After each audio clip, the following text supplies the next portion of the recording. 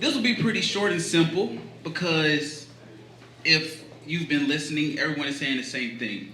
This community, this neighborhood, people who have an interest in this community and in this neighborhood are all echoing the same sentiment.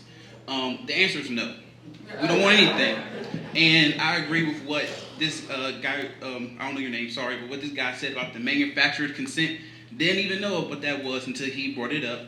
But the survey is a trap anyway. And that's what we're trying to do. So, to our list. If you see here, we have yes and no. And we have 2 for yes for some of these, but overall we have no for representing no development because we believe in democracy and we believe in people's voices being heard and people's voices being represented. And that's what our group did, and we hope that's what City Council can do and all of the Roanoke City elected officials will do is listen to the 50 plus people in this room tonight. But if there's going to be things, grocery store, which is already being done, as people have mentioned, but grocery store, green space, and then flood management. Perfect, thank you.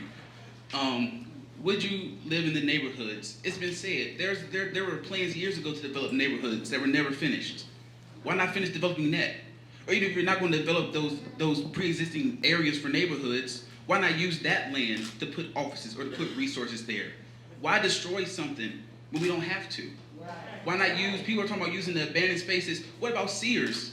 Is anyone talking about Valley View Mall? Sears is are we forgetting about Sears? That big old space, 2 levels? We can't put something over there? We can't put resources over there?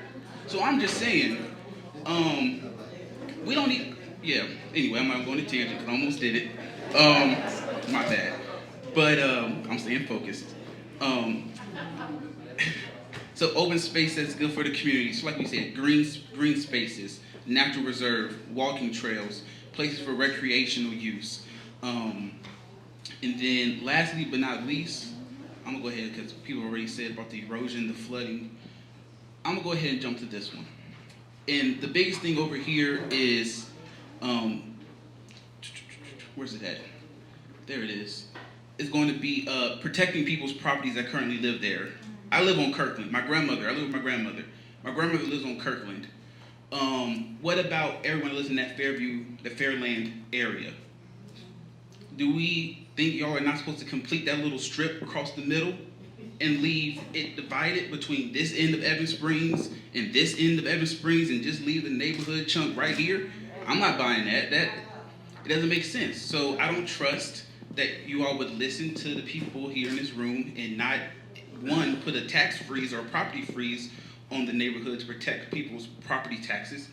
But overall, we want you to listen to each of the groups that spoke here tonight, because every person here spoke directly about what they wanted and what they do not want. And what they do not want is any development of Evans Springs for any commercial use. Only to protect nature, encourage nature, embrace nature, and love nature. Thank you.